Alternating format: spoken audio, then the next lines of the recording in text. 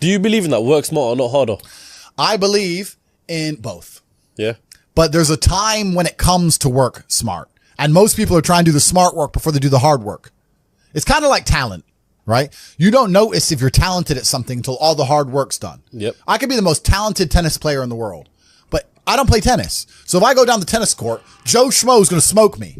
I don't get to see my talent until I've worked so hard that I'm in the top 1%, and now I'm beating them because I have some God-given gift. Yeah. You understand? Yeah. You have to do the hard work first. If there's no hard work, there's no smart work. So someone's going to sit there and go, I work smart, I don't work hard, so I only have to work an hour a day.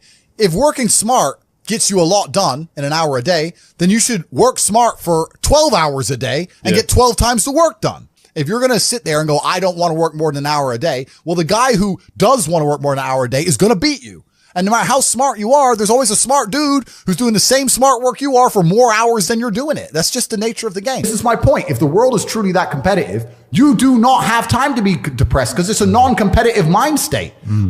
You could be depressed for X, Y, Z, whatever. I'm not depressed. And I want the money you want, and I want the girl you want, and I want the status you want, and the car you want, and the house you want. And I'm going to get it, and you're fucking not. You're playing a game, and it's a competitive game, and you need to build a mindset that allows you to be ultra competitive. And if you want to sit there and say, no, I want a non-competitive mindset, then fine. You know what you call people who do not win competitions?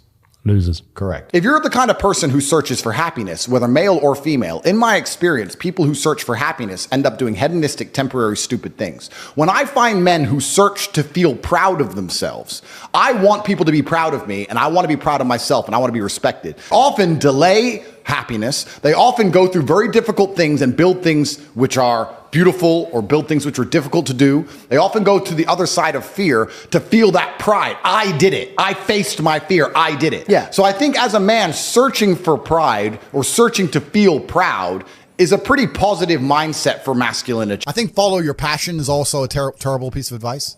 Yeah. Yeah.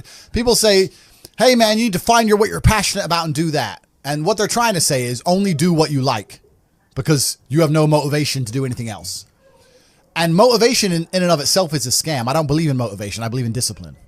I am not motivated to do the things I'm supposed to do every day. I don't wake up full of like joy that I have to go to the gym or that I have to work or deal with crap. I don't feel motivated to do them. I'm disciplined. I do them regardless of how I feel. Whether I'm in the mood to do it or I'm not in the mood to do it, it gets done. That's discipline. Discipline's a real thing. Motivation is fleeting. Yeah. You're never going to be permanently motivated. So when someone comes along and says, oh, do what you're passionate about, what they're saying is you'll have endless motivation and then you'll be able to try hard.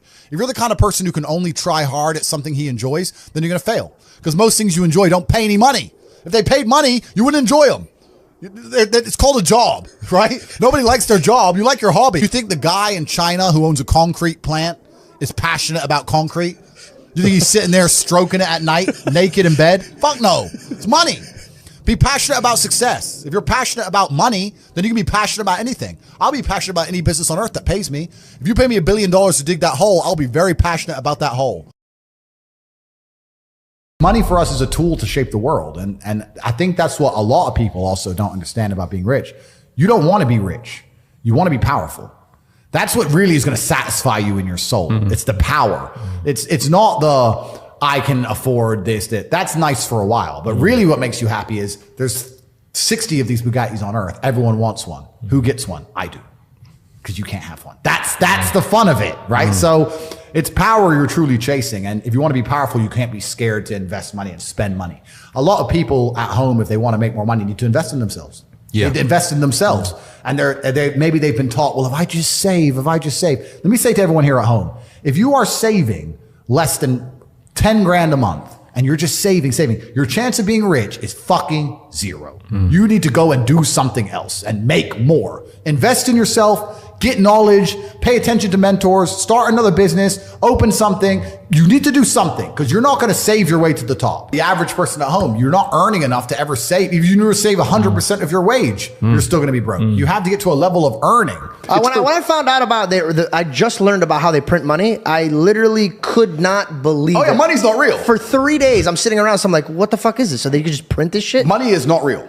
It's not real. They just print it. It's not real. Fair. Please continue. Yeah, so money's not real. And I say that to people. They go, So it's not about money. No, it's not about money. So what's it about? It's about power and control. Yeah. So I've been from the absolute bottom to the absolute top. I've seen it all. And once you get past a certain level of wealth, once you get past a certain level of money, yeah, but then you understand what money is, right? So we say about money not being real.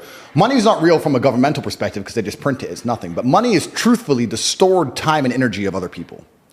If you have money, you have stored time and energy of other humans. Because people are hourly rates. That's right. Because I can take that money and make someone else use their time and energy for X thing. So let's look at even American slavery, the slavery that most Americans understand. You're going to work for me. I'm going to give you a house and I'm going to give you food and you're going to stay here and you're going to work. Slavery is abolished. So now what do? You're going to work for me. I'm going to give you that. I'm going to give you some money. And that money is enough to only buy you a house and some food. We've just put money in the middle. Now, if I can make you do whatever I want for money, and I can print as much money as I want, you're my slave. Because I can print it from the sky and you need it to live. So you are my slave. Money's not real. So I have all of this money. I have the stored time and energy of other humans. And once you get past a certain level of wealth, you understand, which ties back to COVID, that you're not interested in money. What you're interested in is people. It's always been about having good people around you. You want a beautiful, doting, loving woman who's obsessed with you. You want good brothers who will stand by you and make you motivated. You want bodyguards who are going to protect you. You want people. And then you want to look at it further down the rabbit hole. You want to get more sinister. If you've been born into a lineage or a dynasty or the people who control the world, you want people, you want robot people. You don't want to be spoken to disrespectfully. In your empire, in your podcast empire, right? You now have a podcast. Would you allow a member of staff to come along and say, this is bullshit. I don't like how you do this. This is shit. You're shit. Or would you fire him? I don't know if I would fire them. I would first try to teach them how to behave. And if they didn't listen? They're out. Absolutely. So let's imagine you ran a country. Okay. All right. Let's imagine you ran the world. So I say this to people. I say, for the next 2 weeks, every time you spend money, even if it's a pound, write down how they got it from you. And they're like, what do you mean? I'm like, all right, cool. You're walking down the street. You go into Starbucks, you buy a coffee. Why did they take your money? Well, I wanted coffee. Yeah, but how? Okay, you wanted coffee, right? Cool. Did you only want a coffee because you saw Starbucks, or did you want a coffee beforehand? Why did you want their coffee and not another coffee? Did you buy a cake as well? Why did you buy a cake? All right, cool. So now you identified how they took your money. Then realize how they could have took more of your money. You bought a cake, but you didn't buy a sandwich. Why? The sandwiches weren't on display, or they looked cold, or they looked rubbish, or the woman who was serving me was old and ugly. Maybe she was a young cutie and talked to me about bologna sandwiches. I would have bought one. Right? So you need to start identifying how your money is taken from you. Because once you identify how your money is taken from you, you can start to actually intelligently think about how you can take money from other people. I find it amazing when people say they don't have motivation. I have people come to me and say, I want to get rich. I don't have motivation. I want to work harder. I said, how can you not have motivation to get rich when somebody like me with a head start like mine is still working 18-hour days every single day, 7 days a week without having a day off? I'm going to crush you. You don't stand a chance. I will beat you. And you're just going to sit there and perpetually lose because you can't find the motivation to crawl up out the mud and stay a bug? All I do is work. Nothing is fun. I don't have fun. I don't even understand sports. I don't understand the concept of fun. The only sport I ever did was beating the shit out of people. Is that fun? I wake up every day and I think, how do I make my life better?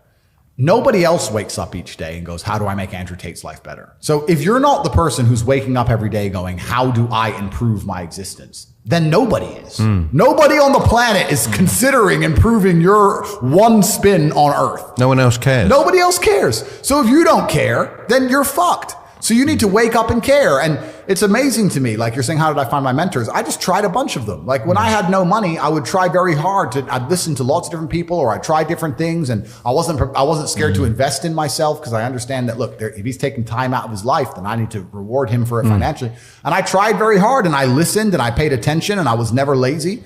I don't believe there's a person on the planet who pays attention, tries their best, is never lazy, is on time, works hard, has a mentor, and is giving it his all, who isn't rich.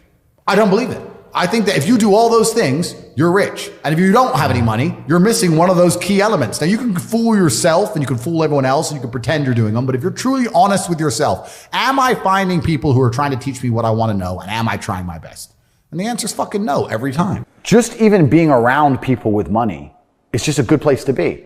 I'll give you an example. I was in Romania and I have the largest car collection probably in Romania. I have 28 supercars, everything you can name. And I went to a town called Cluj-Napoca. It's on the border of Hungary.